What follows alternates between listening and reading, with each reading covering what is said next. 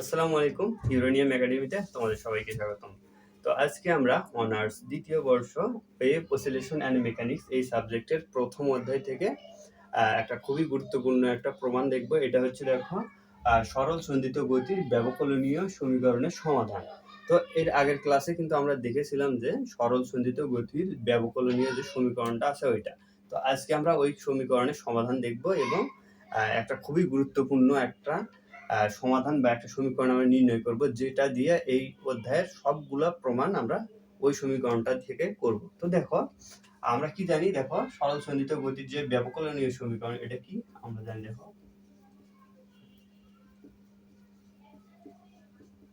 আমরা কি জানি, দেখো D square x by DT square plus omega square x is equal to 0। এটা কিন্তু আমরা আগের ক্লাস থেকে জানি। তো আমরা এখান থেকেই শুরু করব। তো দেখো এখন আমরা কি করব,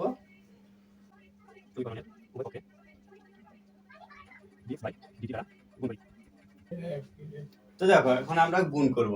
তো গুণ করা এই সমীকরণের উভয় পাশে মানে এই পাশে এবং ইকুয়ালের ওই পাশে আমরা এটা দ্বারা গুণ করব। তো দেখো কি হবে, dx বাই dt আমরা লিখলাম গুণ d square x by dt square plus আবার এটা দিয়ে গুণ দিলাম, দেখো dx by dt into omega square x is equal to, দেখো শূন্যকে যদি আমরা এটা দ্বারা গুণ দেই তাহলে আমরা শূন্যই পাবো।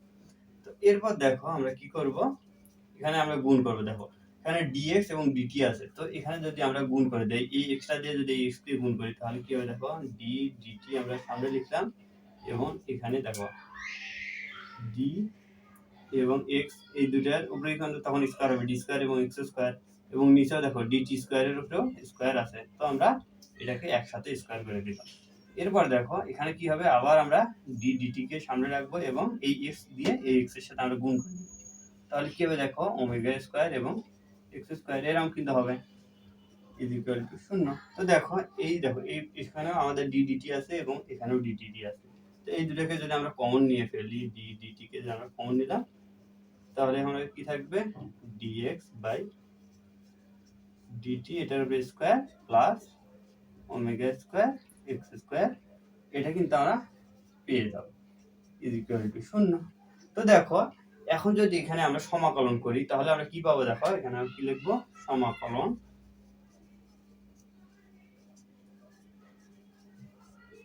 তো আমরা এখানে সমাকলন করব।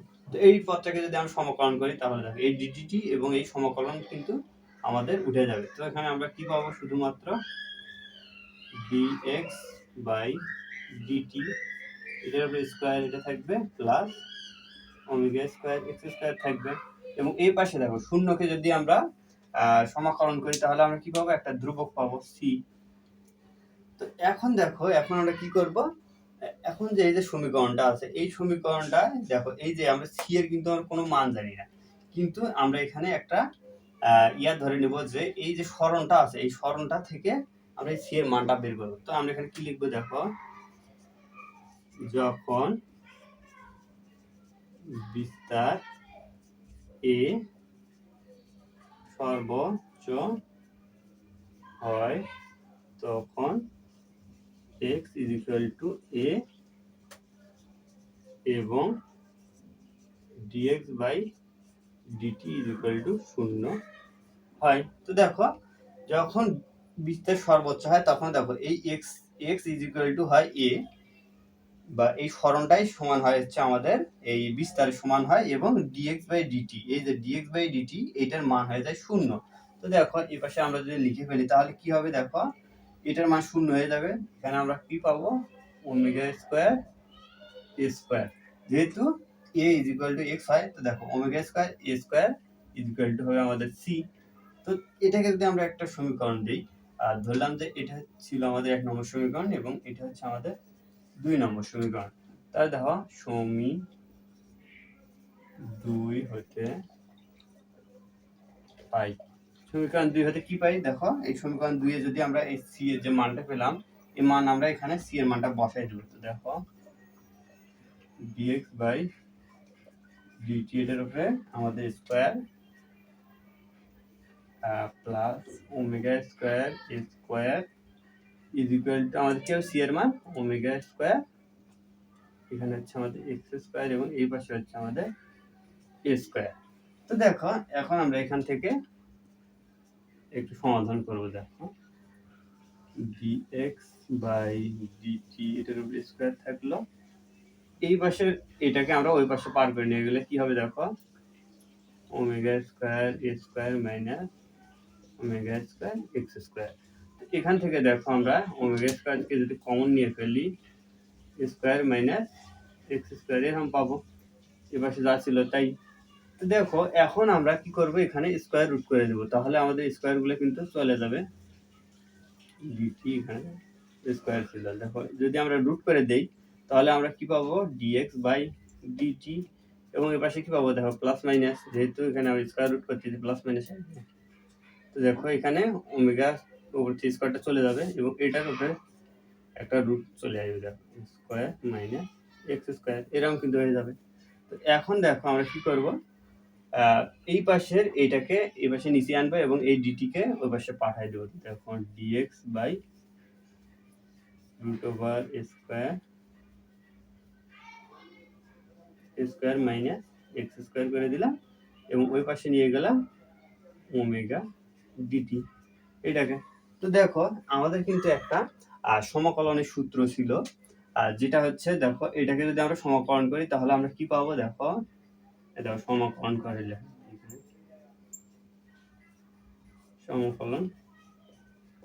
সমাকলন করলে কি পাবো দেখো sine inverse a by sine inverse x by a, না হ্যাঁ sine inverse x by a, এবং এই পাশে যদি আমরা সমাকলন করি তাহলে আমরা কি পাবো ওমেগা থাকবে এবং ডিটি কে সমাকলন করলে আমরা শুধুমাত্র টি পাবো এবং একটা এখানে ধ্রুবক পাবো। তো এই ধ্রুবকটাকে আমরা নিব হচ্ছে ডেল, যেটা হচ্ছে আমাদের দশা পার্থক্য নির্দেশ করে। তো দেখো এইটাই আমরা পেলাম। এই পাশে দেখো সাইন ইনভার্স হিসাবে আছে, তো এই ইনভার্সকে যদি আমরা এই পাশে পাঠাই দিই তাহলে কি হবে দেখো এক্স বাই এ